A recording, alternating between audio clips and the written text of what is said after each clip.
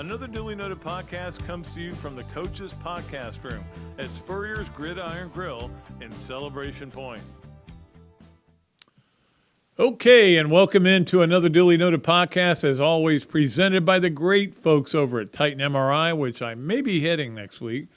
Got real back problems. And, of course, we're coming to you from the Meldon Law Gator Studios here at Steve Spurrier's Gridiron Grill. Always have a great time here, and we appreciate them for having us here every Monday and Friday. And, of course, just a programming note, Scott Stricklin will be on today. On Monday, Buck Ballou is going to be on. And the reason Buck is going to be on, I wanted him on Friday, but Coach Spurrier is not going to be here. He talked about that last week. He'll be on Friday of next week. So Buck Ballou will talk Monday. And, again, Buck is a media personality and also threw the worst pass in the history of Gator football. Doesn't make anybody enjoy it at all. Anyway, that's neither here nor there. Buck's a good friend. I look forward to talking to him. I did play some golf this week. I played 5 holes on Tuesday, and I played 18 on Thursday, yesterday. It was just a beautiful day. The course is pretty empty, and I just played. I tell you what, it's funny how you use different muscles playing golf than you do exercising, because I've been exercising, but the golf, I was worn out, tired. Did not play well, though. I played golf yesterday like Anthony Richardson plays quarterback. I did some really good things. Man, I hit one first shot I hit of the day. 6-iron within a foot of the hole. Then 4 bad ones in a row. Then a good one. Oh, then an unbelievable. Anyway, you get my drift. All right, let us get to our hand law starting lineup, which we always start the show with. Well, not always. Sometimes Coach Spurrier wants to do the show early, so we acquiesce to him. But we're starting off with the hand law starting lineup today. And, of course, the starting lineup is brought to you by Hand Law, a law firm which helps clients with government. You can learn more about Hand Law by visiting its website at www.hand.law. The firm is available for consultation in Jacksonville. Jacksonville, oh, what a wonderful town. I know that whole song, believe it or not. It was back in the 60s. Oh, a place is growing up by leaps and bounds. You can pick any city in the 50 states. Never mind. It's not a good song, but it stayed in my head for the rest of my life. All right, number 1 on the Hand Law starting lineup. I think we all needed this week off. I mean, it's been a very luxurious week for me. Not a lot going on, doing the radio show and everything, but very, not as much. Nobody's wanting me to be on radio, other shows all around the country and everything. I think for Gator fans, it's been a rough couple of years for you. It's been a rough. I'm trying to think off the top of my head because I don't have it right in front of me. Like last, I would say,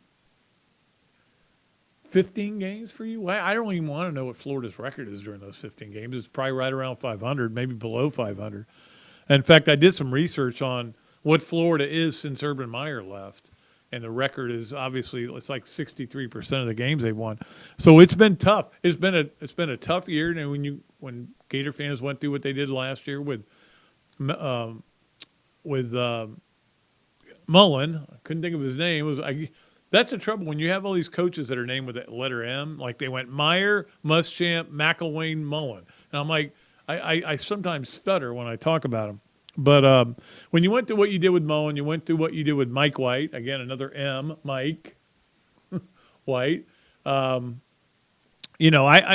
was kind of exhausted from that year. And then now you're into a new year. And the last 2 years, your best moments have come in 2 sports that we applaud here all the time, men's tennis and men's and women's track and field. Those have been your best moments. And you're like, that's great, but that's not what I'm looking for. For a lot of people, I want a national championship or at least competing for it. Football, number 1, basketball, number 2, baseball, number 3, softball, or gymnastics. Gymnastics might be number 3. I don't know. It's pretty close there. Let's say tied for 3rd. Anyway, you get my point. It's been a tough – I think we all needed this off. I do like what Coach Spurrier said on Monday, and it became a big deal because our friend Brett McMurphy tweeted it out because he watched the podcast and he saw it and he went, man, I got to get that on Twitter. When Coach Spurrier said, look, you know, they've lost, and this is a stat that I gave him, they're 3-11 in their last 14 SEC games. Now, again, this is not to be blamed on Billy Napier.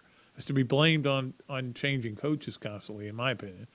But anyway, what Coach Spurrier said that he thought it was his 10th or 11th year by the time they got to 11 SEC losses, and that was a stinger. That was it's not a blow to Napier; it's a blow to where Florida is, and they're in a tough place right now, and they've got to get better. And it's got to.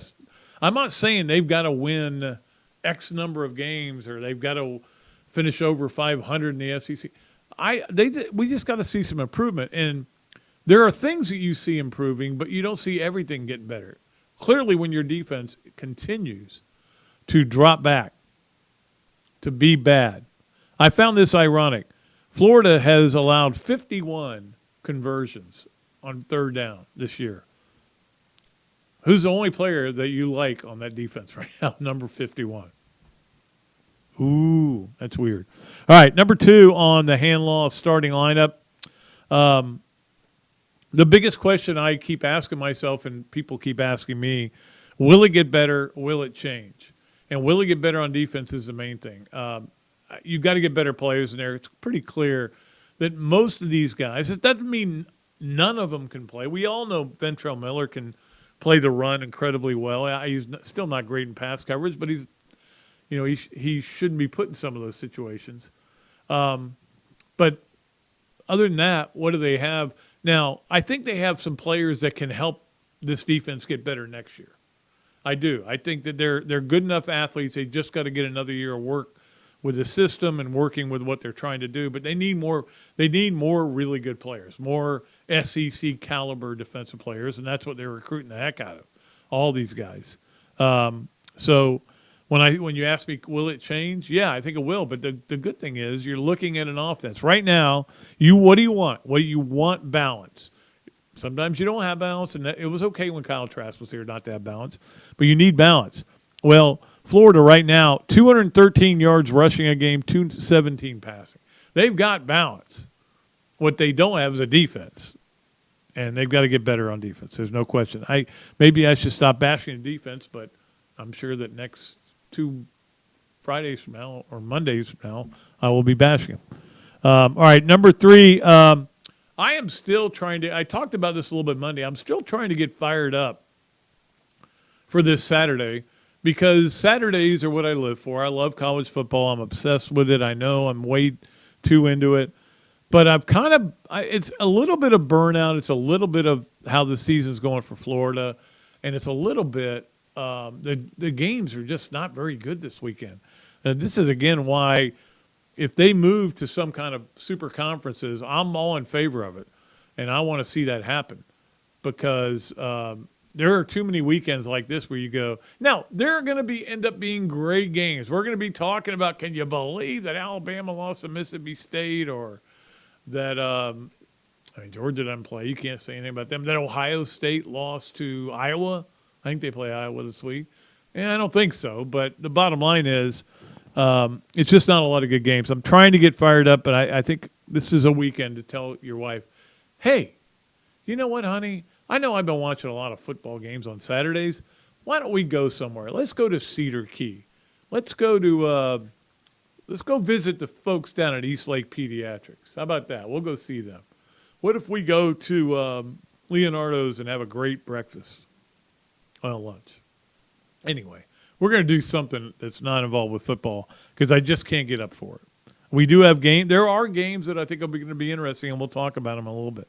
Number 4 on the hand law of starting lineup, Brian Kelly said this week, he said it twice. He actually said it after the game, and he said it again in his press conference, replay is ruining the game. And he was very upset about the play with Anthony Richardson. And there was a mass exodus after that play when it looked like he fumbled. I still think he fumbled. His hand was it might have gone forward a tenth of an inch. And again, you're slowing it down. You're putting it on. Getting it right is not breaking it down and making it that anal, in my opinion. It is looking at the play and making sure that there's no question. If there's a little bit of a question, to me, if it's a little bit of a question, then it's good enough. I mean, you got to play. You got to play with the officials, okay? But I don't disagree with him on it. I do hate the way it is affecting the game. I still think they should do what they do in the NFL, which the USFL started, my league, my favorite league, the old USFL, and that is to allow coaches red flag challenges. You get 2 a game. If you win it, you can use it again to maybe get the game. Or maybe we just have a point where they buzz down. They go, I want to look at this one more time, and then if I buzz you again, we'll do it. If I don't buzz you in the next 10 seconds, we're good. And instead of, well, I think that might be worth review. Now let's send it to Birmingham or New York or whatever. I do think replay is slowing down the game, making them really long. We talked about this before, about shortening the game. All right, number 5 on the hand loss starting lineup.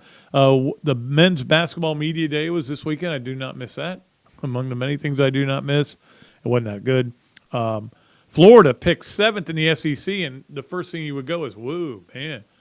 Well, yeah, there's 6 teams really good ahead of them in the poll, and there's probably 3 behind them that are pretty good too. The league is stacked this year. And look at what Kentucky's got coming back. They're going to be unbelievable. Colin Castleton was named to the first team, and he needs to play like a first-team All-SEC guy. You know, that's what he's got to do. I mean, he's going to have to play at that level for Florida to get up there and get into the tournament. I think that's okay. You might want to turn your phone off, Pat, which you did not do. But the bottom line is you want to get into the tournament in Todd Golden's first year. That's the main goal. Other than that, that would be my number 1 goal written up on a blackboard somewhere, or a dry erase board as they use. So we'll see, but Florida picked 7th in the SEC.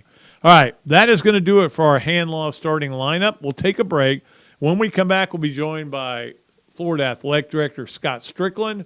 Got a lot of questions for him. I've got a lot. Usually when Coach Burr's in here, I don't even have them written down. I just go off the top of my head.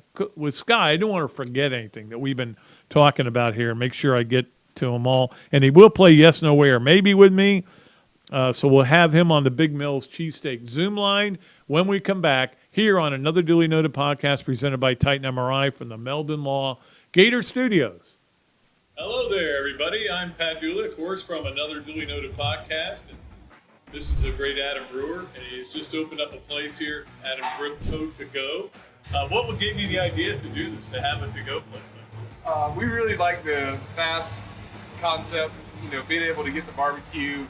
Now we have this new online ordering. So before it was a call-ahead carry-out, quick service. We have like a curbside kind of a deal where, everything's ready to go for you. And then we thought, wow, we have a really great dine-in concept, but how can we make this streamlined for the customer and make it easy and accessible for all parts of town? Adam Drip Co. To Go. Come on down and enjoy it. Great food, great atmosphere, a diverse menu, everything made from scratch, plenty of space, and locally owned. These are all the characteristics of a great restaurant, and you can find each and every one of them right here in Gainesville at Ballyhoo Grill. Ballyhoo Grill prepares all of their food fresh every day, from their salad dressing to their award-winning soups. Bring your family and enjoy dinner under the Tim Trebo Tiki Hut while listening to live music. Or if you're running low on time to eat out, they also deliver through Uber Eats, Bite Squad, and Postmates. A Gainesville staple that's been open for over 30 years. Check out Ballyhoo Grill on Facebook or at ballyhoogrill.com. Things have certainly got a little out of hand lately when it comes to just buying our everyday necessities. Just look at gas, streaming services, and heck, even chicken wings. Well, there is one necessity that shouldn't cost a ton: taking care of yourself and helping fix all the aches and pains in life, and the fine folks at Titan MRI agree. With costs a fraction of what you'd pay at a hospital, you'll not only save money, you'll be taken care of by staff with over 20 years experience. So when you need an MRI, call Titan first, and you can go where your doctors send their families. Now offering CAT scans. Albert, Alberta, I understand you were witnesses to a crash. Can you tell us about the accident?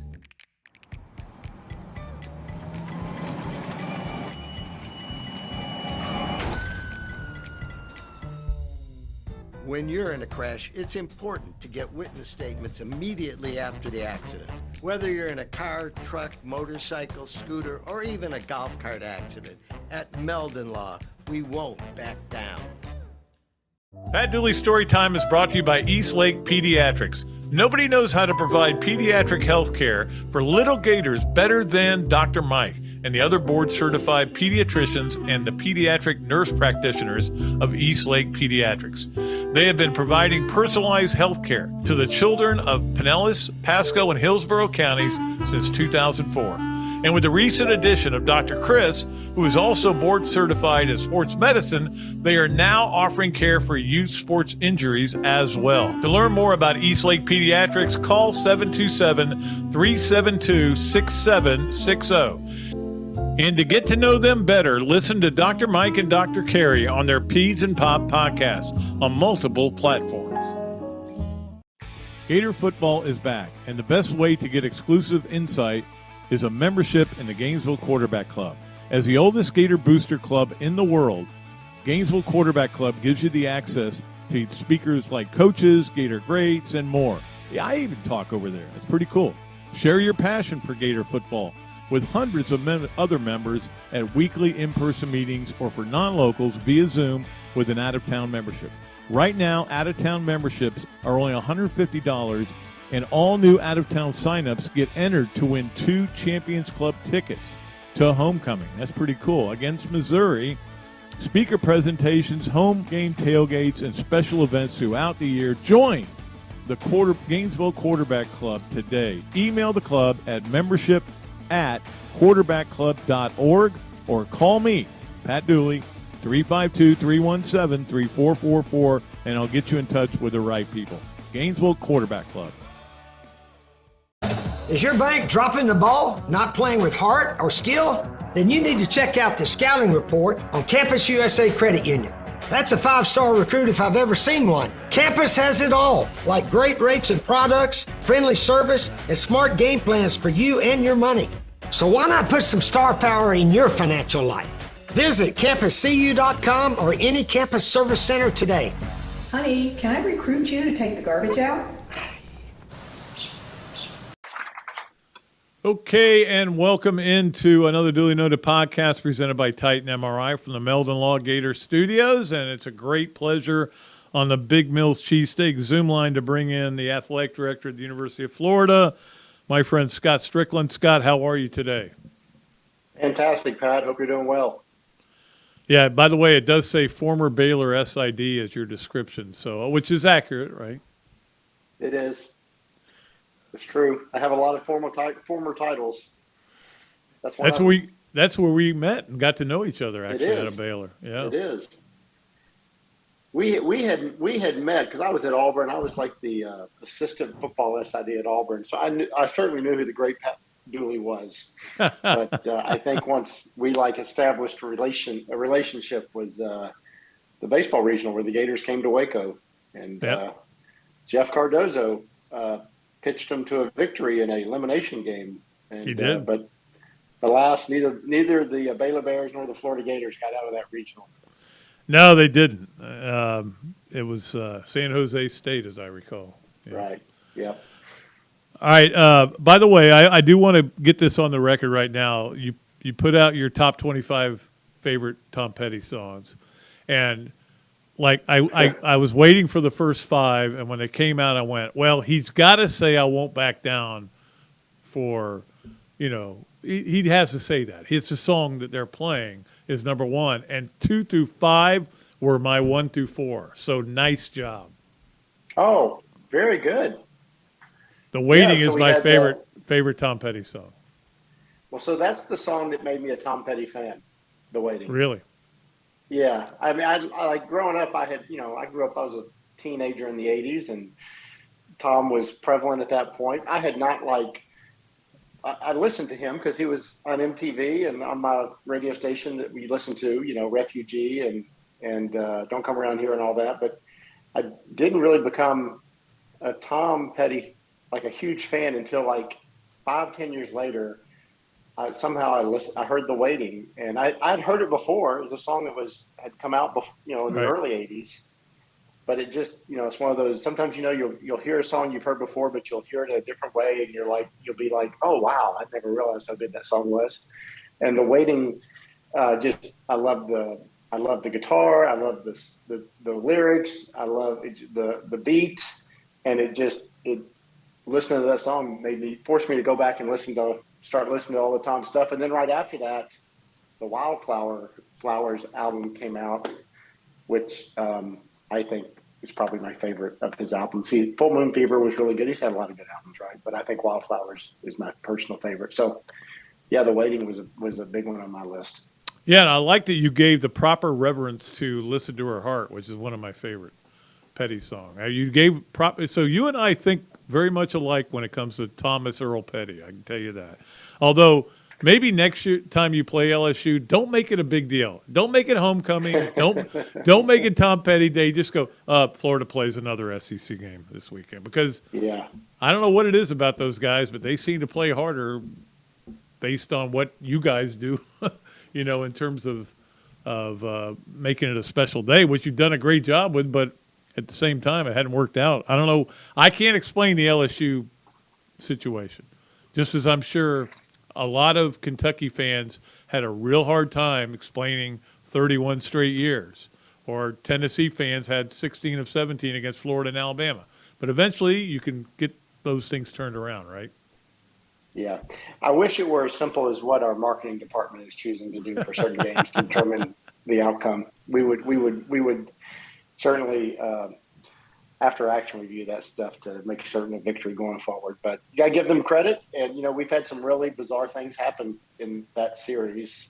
Yes. The last few years, the fog game there was a lot of bizarre stuff that year. 2019, they had their great team and we stood toe to toe and turned it over. We were kind of keeping serve. If you remember that game, it was 35-28 and Kyle had driven us down the field and ended up, threw a pick in the end zone and they went down and scored. And then we drove down the field again and couldn't get in. So, just don't like losing that game. The good news is we have another opportunity next year to get back on the right side there. Yeah. Here's another thing I wanted to ask you about that I've been talking about a lot. The weirdness of the schedule this year, where 6 of the first 7 games are at home and then you guys are home once. How much input, if any, do you have as to how that all sets up? You're doing a lot of guessing. So, the way our league, I would love for us to have, the next 6 years SEC schedules with dates already plugged in. We know who we're going to play for the next however many years once we get the new format, or we have known prior to the expansion in OU and Texas, and we're waiting on whatever that's going to be. But we don't know when where the games are going to fall in the calendar. So you start doing guessing, right? You start with, and because you're having to schedule non-conference games before you get your league dates. Right. And so you end up guessing. So we know Florida State's going at the end. We know where the Georgia game is going. We know where our open date will be the week before the Georgia game. But then, we have no idea where they're going to put, we have a road game at Texas A&M this year. We had no idea where that game was going to fall. In 2018, we had that crossover road game at Mississippi State, and it was late September. So if that game had been put in late September, it would have spread out our home SEC games a little bit more. But they didn't put it there. They put it in early November. And so, it makes it a challenge. 6 out of 7 at home and then 1 home game the rest of the year is not ideal. I don't think anybody would choose to do it that way. But again, it's kind of where the league lined it up for us in that manner. And we, when we saw that initial draft, we asked if we could have some movement, and we're not able to get that done. A lot of times we played Vanderbilt in October on the road. Right. And this year it's the week before FSU. So, we hope the league will, we let them know, hey, we'd love to break this up. They have a lot of, they're trying to factor 14 teams and work around all the non-conference, and that makes it challenging. So, next year it's a little better. It's not, it's not a whole lot better. I think it's 5 of 7 in the early part of the season. It's a little better. In a perfect world, you'd have 6 or 7 home games and they would alternate every week. home away, home away, home away. Yeah. That's become a struggle for us to get there. And one of the reasons is you play a lot of your non-conference games at home, and you end up playing those early in the year typically. Sure. And so that kind of creates a backlog later on. Have you ever had a discussion with anybody at the league about why you will be going to Texas A&M for the third time, and Georgia's never had to go there? I understand why we're doing it. I don't agree with how we did. And again, this is during the pandemic. We were just trying to make the best of a bad situation. But what they ended up doing in 2020, when they added 2 games, and what they did is they looked ahead in your schedule to see who you hadn't. So who was coming up, right? But were teams that you had not played in a certain venue in a while. So we got Arkansas at home next year, and we're going to A&M this year. We have Arkansas at home next year. And they basically, I think, just in a lot of cases, reached ahead and grabbed those games and put them in those same locations in 2020, because we had Arkansas at home, and they're coming back next year, and we had at A&M, and we're going there this year. I don't. They were trying to balance a lot. I'm not going to be critical, but that created. Arkansas is coming here for, twice in a 4-year period without us. We haven't been to Fayetteville since 2016, so they probably have similar angst. Yep. So, but I just think there's a way to work that out better, and I think with the new scheduling that will happen. I do believe that because absolutely we're gonna have a lot more rotation going forward. Regardless of what model it is, where we're going to get away from some of these really these peculiarities that nobody likes. I did want to. You mentioned Georgia. I wanted to mention the Georgia game, and we all know Kirby. Got up in his podium and bully pulpit and wanted to demand that the game be moved home and home, and of course everybody just kind of blew him off. And then the SEC, I think, changed the rule. Right, you can actually host recruits for a game like that, which Texas Oklahoma had been doing, right? Yeah, well, not exactly. It's not that you can host recruits. There has been an NCAA rule in place. It's an NCAA rule, not an SEC rule, that for neutral site games, if it's not a annual neutral site game, so like when we played Miami in Orlando, both teams petitioned to get the opportunity to provide tickets to recruits. We couldn't host them like you would an official visit. Right. We couldn't have any contact with them. We could just give them a ticket. And we did that because that was a one-off game. So with an annual game like Texas, Oklahoma, Army, Navy, Florida, Georgia, the designated home team has the opportunity to provide tickets to recruits. You can't host them. You can't interact with them. You can't, they can't come down the locker room after the game or anything like that. And we had just always not done that. For one reason is the tickets are incredibly valuable for those games, and we're making a lot of money selling them to fans instead of giving them to recruits. And so neither team had done it. Georgia's is the designated home team this year. They've made the decision they're going to offer unofficial visit ticket to recruits. So next year when it's our home game, we'll do the same. And, so that is something that will be different. I don't know how much Coach Smart demanded that game be home and home. I think he's expressed his disappointment that that's one less game that they have a chance to host recruits on campus. And I totally get that. I mean, that's something that we all, it's important to all of us. We've had a great number of recruits in the swamp this year for those 6 home games. And there's a lot of value in that. I read an article that Seth Emerson wrote in the Athletic this week that quoted Kirby, a little more nuanced, understanding the tradition, since he both played in it and has coached in the series, the game in Jacksonville, and also understanding there's a financial impact. Sure. It's a net positive to both schools playing that game over a 2-year period in Jacksonville as opposed to getting one home game out of it. But we have also, both schools have invested a lot in their game day environment. We're about to invest a lot more at some point.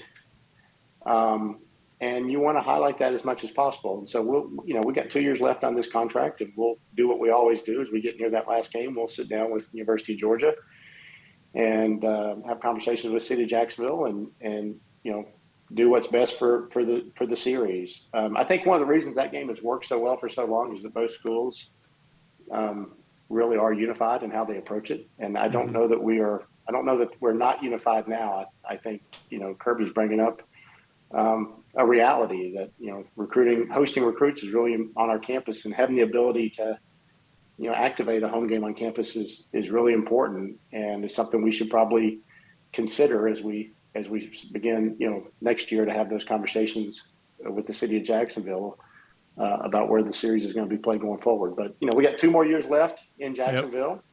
Looking forward to that. And, this is a normal course of action. Anytime the contract is getting near the end, we'll have the conversations. And certainly we appreciate the tradition, and we appreciate the financial benefits of playing in Jacksonville.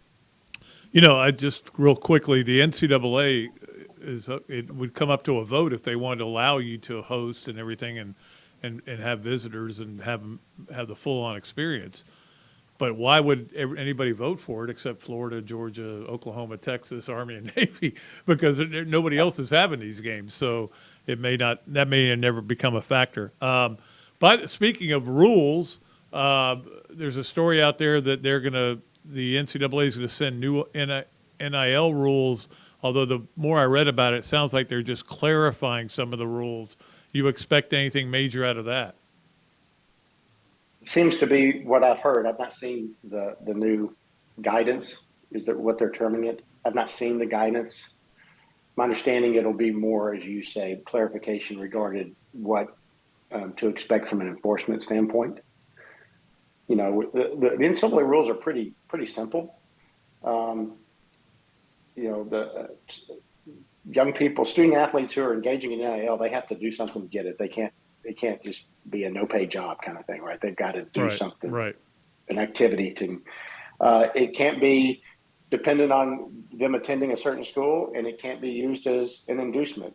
And that's the way the current. I don't think they're going to change that when they come out with their guidance. That remains static. My guess is the way most schools are using NIL is what we're doing at the University of Florida, is they're trying to create as robust of a program or opportunities as they can. We can't actually create the opportunities, but try to create an environment where they have as many opportunities as possible. And just like we might use facilities or the UF degree or future job opportunities as something we use to tell young people what a great opportunity it is come to the University of Florida, and this is the reason why you should look at it. We'll tell them about all the opportunities our current athletes have in NIL space, but we don't promise them this is what you'll get. We'll say this is what, if you're a young man who's a quarterback, this is what the current quarterback at the University of Florida has been able to earn in NIL opportunities. My sense is that's how most schools are doing it. I don't know what, there's a lot of stuff that has been said about NIL that everybody kind of, throws their arms up and makes a big deal about. And then oftentimes a lot of that information comes back and that's not what's happened, or was exaggerated. It's a totally new environment. And as is often the case, anytime you create a new market, if you will, it's, there's going to be people make assumptions. There's going to be exaggerations. I think as we go through this, we'll figure out it's not going to be as earth-shattering to the world of college athletics as was once feared. Not that it's not different, and it's not. I'm not saying it has no impact. I don't think it's going to shake the foundations of college athletics like some people might have feared. So, I think it's great that we've got a lot of athletes who have really been able to benefit from it. We've seen a lot of that here at the University of Florida, probably, several $1 million worth of NIL opportunities for Gator student athletes. I think that's great. Yeah, I would like to see more transparency involved in it, but I know that somebody tried to get, ESPN, I think, tried to get records for a lot of schools, including Florida, and were turned down. Is there a reason for that? Or is it just, is it a privacy issue? Yeah, we're always, schools always get real nervous whenever they're turning over data related to a student athlete's record or any student's record, right? From a privacy concern. So I think we've tried to answer it in the aggregate to the point that we can. we've gotten, this, we have records that this many student athletes have earned this much dollars, but we don't break it down by athlete. Right. And our records aren't complete because the state law, there's no NCAA law that requires a student athlete, I don't believe, to report. I don't believe they did. I have to go back and check that. There's some this has changed. I know there's a state of Florida law that requires the student athlete to report to their institution when they engage in NIL activity and what the value of that is.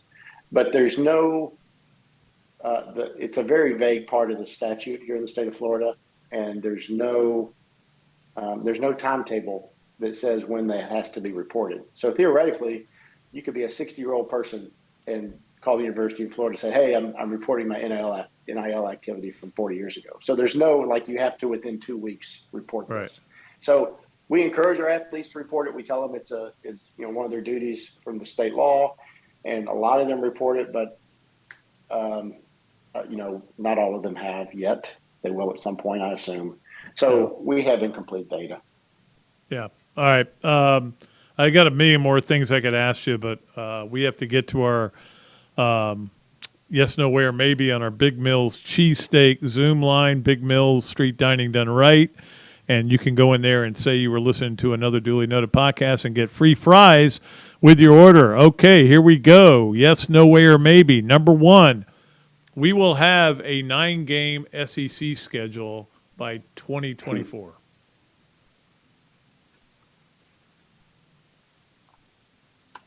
I'm going to say maybe, but probably lean toward probably not that early.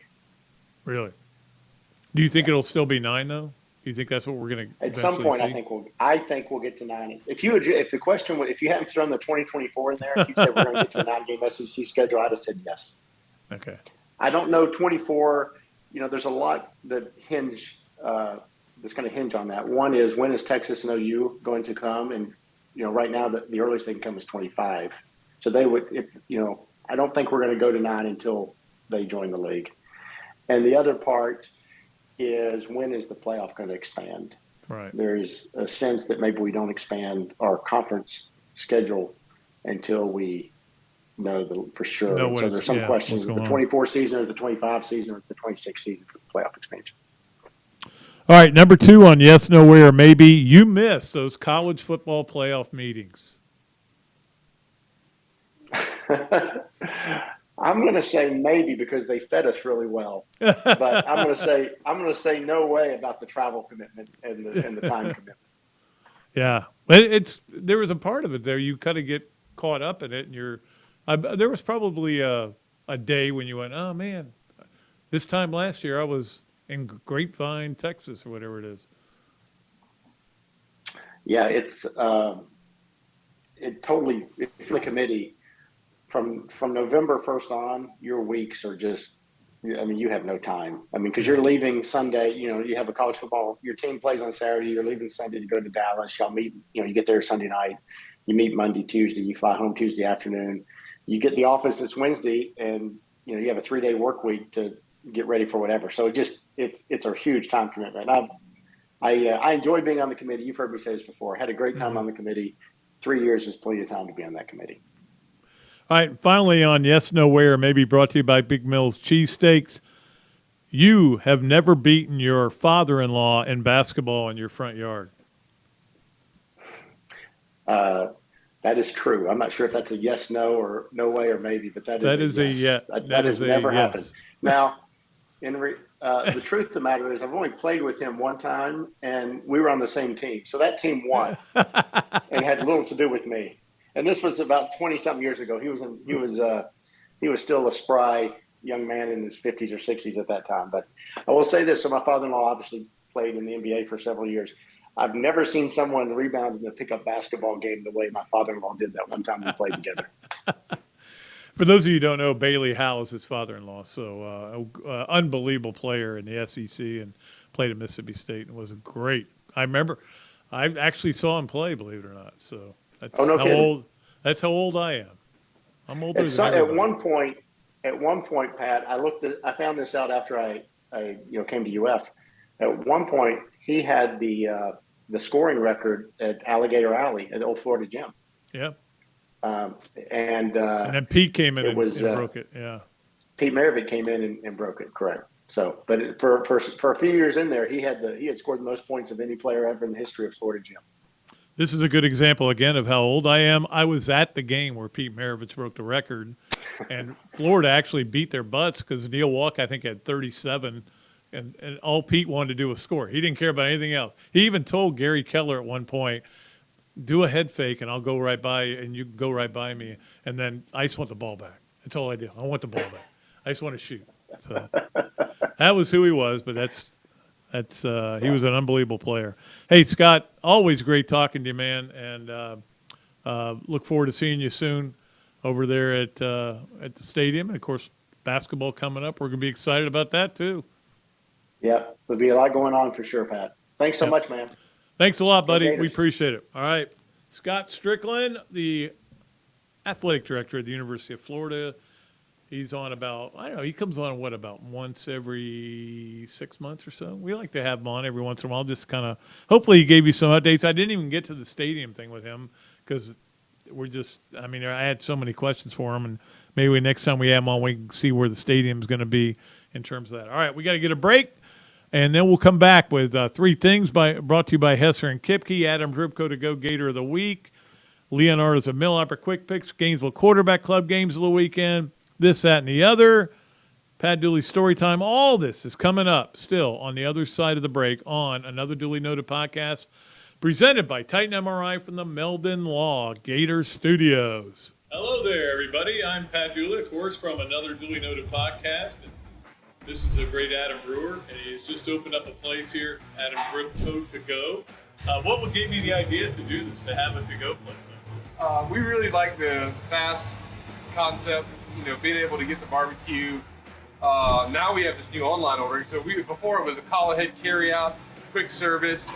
We have like a curbside kind of a deal where everything's ready to go for you. And then we thought, wow, we have a really great dine-in concept, but how can we make this streamlined for the customer and make it easy and accessible for all parts of town? Adam's Ribco to Go. Come on down and enjoy it. Great food, great atmosphere, a diverse menu, everything made from scratch, plenty of space, and locally owned. These are all the characteristics of a great restaurant, and you can find each and every one of them right here in Gainesville at Ballyhoo Grill. Ballyhoo Grill prepares all of their food fresh every day, from their salad dressing to their award-winning soups. Bring your family and enjoy dinner under the Tim Trebo Tiki Hut while listening to live music. Or if you're running low on time to eat out, they also deliver through Uber Eats, Bite Squad, and Postmates. A Gainesville staple that's been open for over 30 years. Check out Ballyhoo Grill on Facebook or at ballyhoogrill.com. Things have certainly got a little out of hand lately when it comes to just buying our everyday necessities. Just look at gas, streaming services, and heck, even chicken wings. Well, there is one necessity that shouldn't cost a ton: taking care of yourself and helping fix all the aches and pains in life, and the fine folks at Titan MRI agree. With costs a fraction of what you'd pay at a hospital, you'll not only save money, you'll be taken care of by staff with over 20 years experience. So when you need an MRI, call Titan first, and you can go where your doctors send their families. Now offering CAT scans. Alberta, I understand you were witnesses to a crash. Can you tell us about the accident?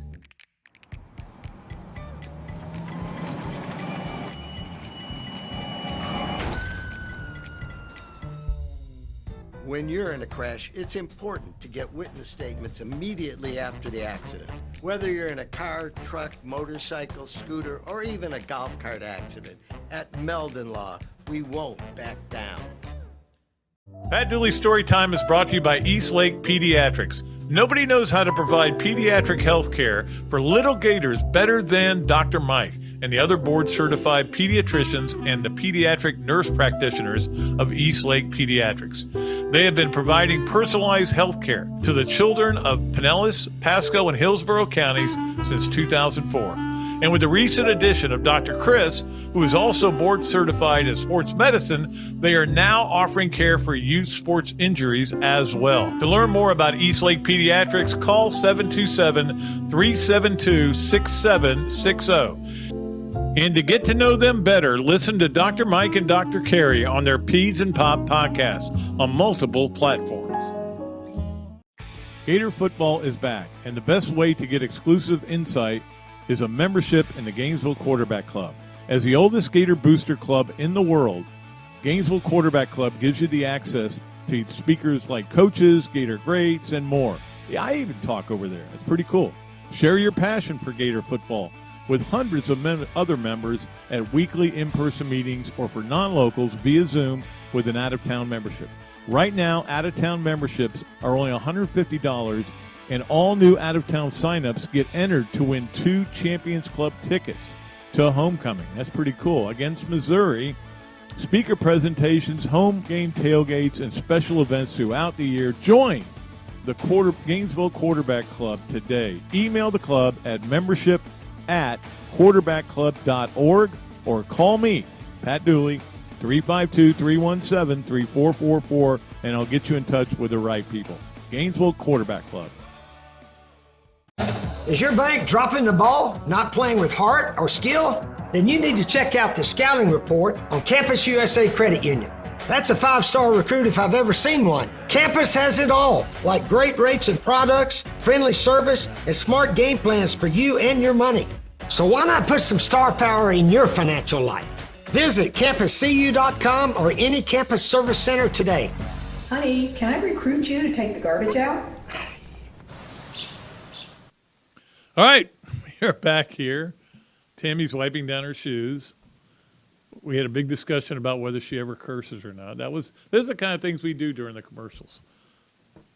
It's an interesting answer. We got to get to all of our great stuff that we love doing, the third segment. And we'll start out with our 3 things because we appreciate Hesser and Kipke. They've been a great sponsor for us. Gotten to know Ken now a little bit, and that's great, too, to get to know some of these people that are our sponsors. So 3 things needs to get up on the We were distracted by the discussion about whether you would ever curse or not, so we never got to 3 things is brought to you by Hesser and Kipke, a law firm based in Hale Plantation, specializing in employment, workers' comp, and family law. Visit their website at www.hklawfl.com or call Ken and Jennifer at 352-339-9920. And for the parents of Tammy out there, she confirmed that she never curses. She doesn't even know words. But she's learned some in here, I can tell you that. All right, 3 things brought to you by Ken and Jennifer, Hesser and Kipke. Number 1, Alabama is the new Florida basketball of the SEC. What the hell am I talking about, you're wondering? Well, after Florida won that national championship in 2006, in 2007, they didn't lose many games, but when they lost, somebody stormed the court. And they were all over the place, and that is what Alabama is now.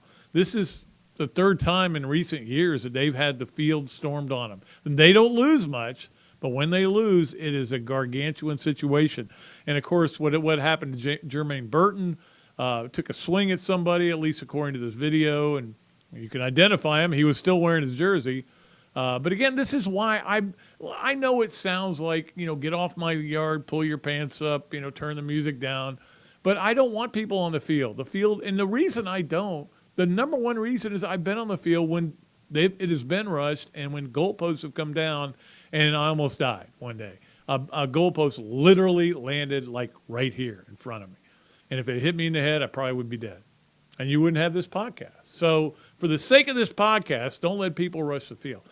Look, I know that there's a lot of people who say, oh, you can stop it, you can stop it. And I go, yeah, you can stop it. All you have to do is try to stop it. Not just have security there. Have security going, no, we're not going to allow this. Have dogs on the field. Florida's never had their field rushed. I don't think they're smarter than everybody else. I think they just don't want it rushed. Big difference. I don't want it rushed either. Mainly because it can end up in bad situations, which it did with this Alabama player. Doesn't mean he should have hit the girl. The young lady, woman, I don't even know how old she was, old lady, octogenarian. But anyway, he shouldn't have hit her, but things like that are going to happen. And the SEC issued a statement. This is why We don't want you rushing the field. They got fined $250,000. They don't care. They had to buy new goalposts. They don't care. Okay.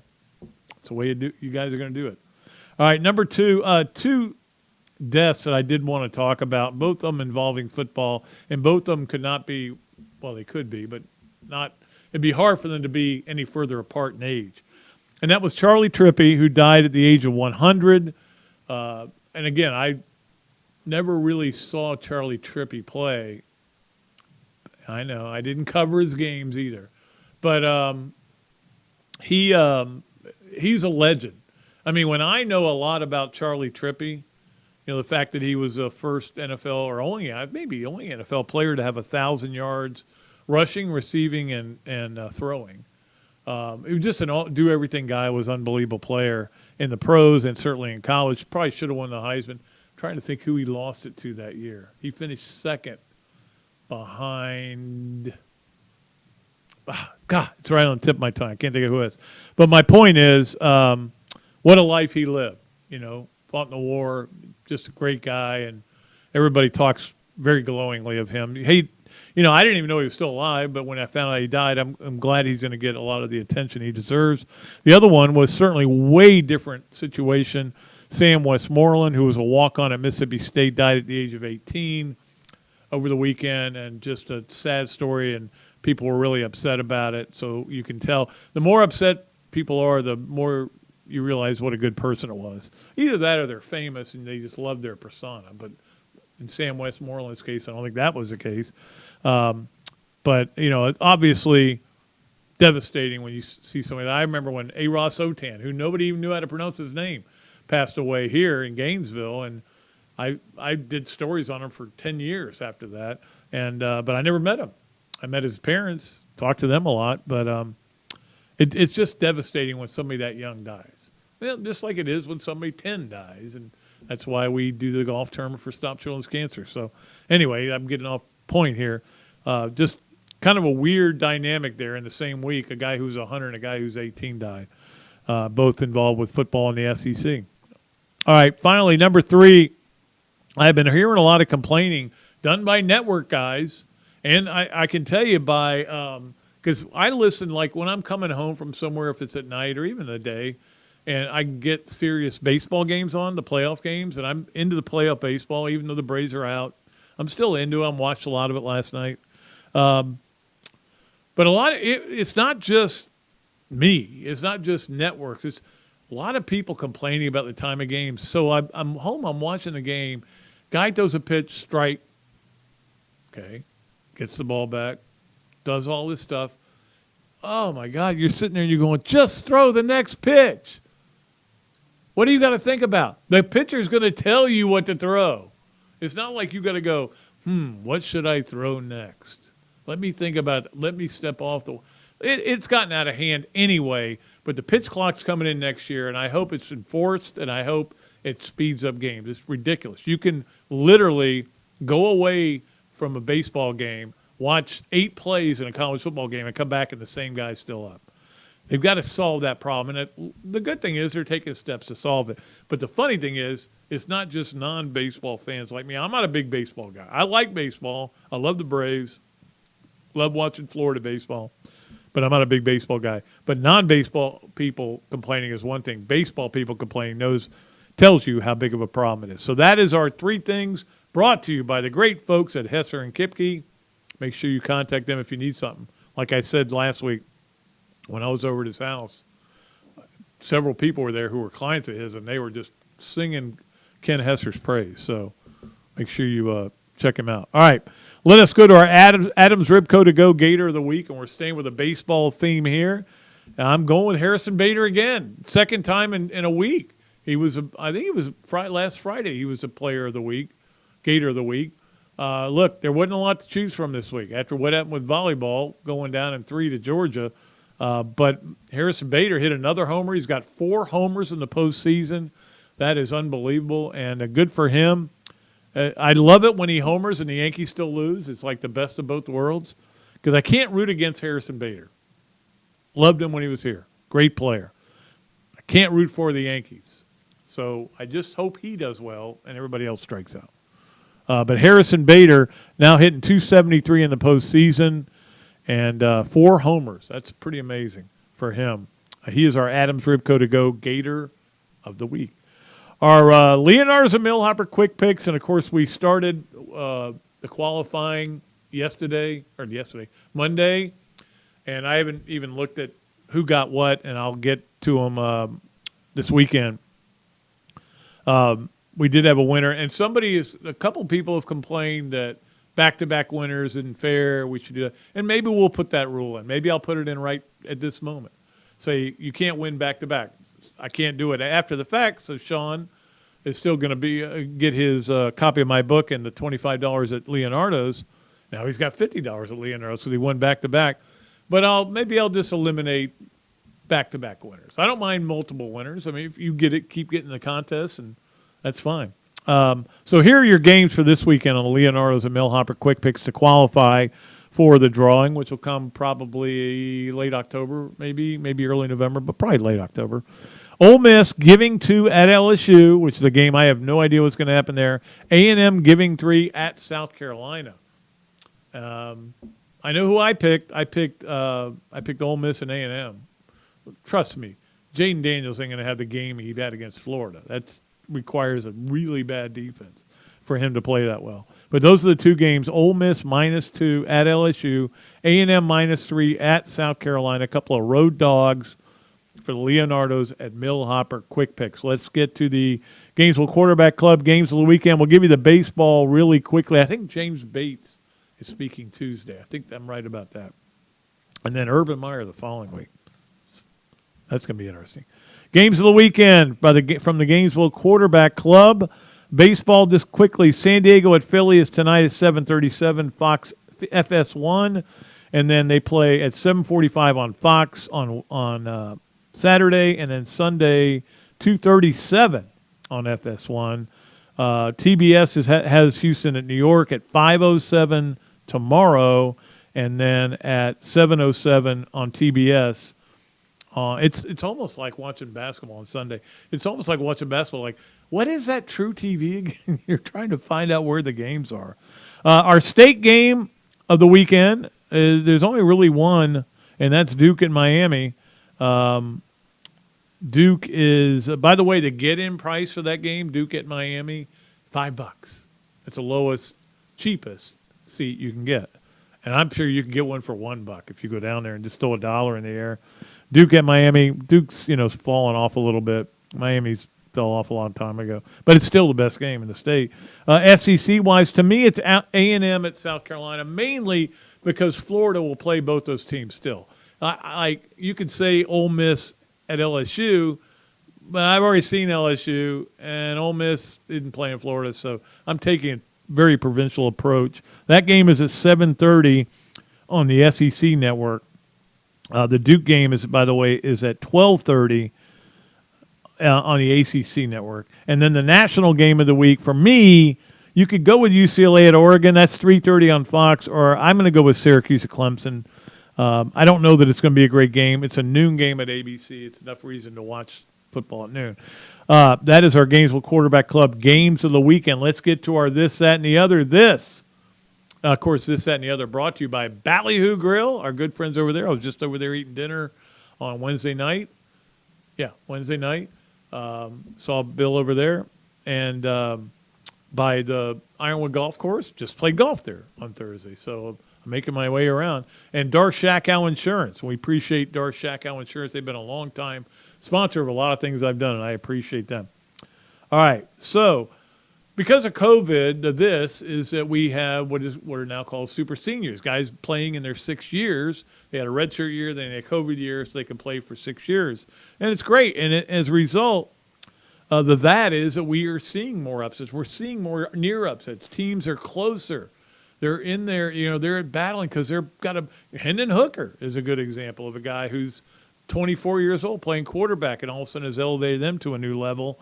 And the other, though, is that this is the latest thing. Brendan Evers, or maybe Evers, but Brendan, has decided he's a defensive tackle. He started 4 games, started all 12 last year for Oklahoma State. He's decided, I'm going to get myself ready for the draft. I don't want to play football with these guys anymore. And he's left. And at first you're going, well, he must be really good. He's got no NFL rating. I hope this is an isolated, weird incident. Maybe he just doesn't want to play.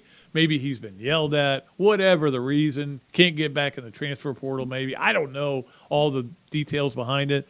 I just hope it's an isolated incident. That's all I can hope. I hope we're not going to get to this point where, well, our season's not going. We lost a game, so I might as well get out of here. We're not going to play for a national championship. Might as well go ahead and leave.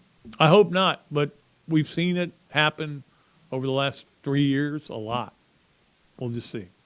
All right, that's this, that, and the other, brought to you by Ballyhoo, by Ironwood Golf Course, and by Dar Shakow Insurance. Finally, time for Pat Dooley's Story Time. Yay, Pat Dooley's Story Time, which as always is brought to you by East Lake Pediatrics. We love East Lake Pediatrics. Check them out if you're down in Pinellas County or any of the areas around there. They do great work. All right, so I told this story to Tammy and Jason, and they laughed at it, so I figure I'll tell it here. I'll try to do it as quick as I can. We're at practice one day, Robbie, Andrew, and I. We're sitting out there watching these guys stretch and everything, get ready, and Coach Spurrier comes. He's kind of late to get into practice. And as he walks up, he goes, all right, Pat and Robbie here. I go, yeah, Coach, we're watching your guys. They look pretty good. He goes, yeah. I don't know. He kind of was dismissing it. I said, yeah, I tell you, your offensive linemen look like they're in really good shape. And he goes, what are you talking about? He says, they're fat like you and Robbie. So we laughed, and we've told that story before. And Robbie's wife heard it enough that she decided to commission James Bates to do a painting that had that, was Coach Spurrier and me and Robbie. And they're fat like you and Robbie. But James did not feel comfortable doing that. He felt like it would, I don't know. I never really got the whole explanation, but he just didn't feel comfortable saying that about us, saying that Coach Spurrier said that. So he did something different. And it's still pretty cool. It's a pretty cool painting, and it's up there. I have a James Bates original. It is the 3 Heisman guys, but under Tim Tebow's eye black, it says Pat Dooley. So that's pretty cool. So that's my story for today. They're fat like you and Robbie. All right, that's going to do it for another Dooley Noted podcast presented by Titan MRI from the Meldon Law Gator Studios. Thanks to all of our sponsors. Please patronize them all. They mean so much to this podcast. If you see Tammy and Jason in the street, tell them you're doing a great job on the show, because they are. All right, because you guys tell me that all the time, so tell them that. Yes, they will know. We're going to get you guys on the air one day. We'll get you on. Maybe we'll do a yes, no way, or other on my birthday. No, what did I say? No, yes, no way, or maybe. Not yes, no way. I got confused there with this, that, and the other. We'll do that on my birthday, which is coming up, where we do yes, no way, or maybe, but it'll have to be a personal one. Okay. You may not like that. All right, we got to get out of here. It's time for me to go do other radio stuff and stuff like that, but it's been fun today. We appreciate Tammy and Jason for doing such a great job, and we will be back Monday with Buck Ballou. Some of you may not want to watch, but Buck Ballou is a very entertaining, very interesting guy and a good friend of mine. We'll be back then with that show. Until then, I am Pat Dooley saying I am deep, I'm way back, and I am out of here.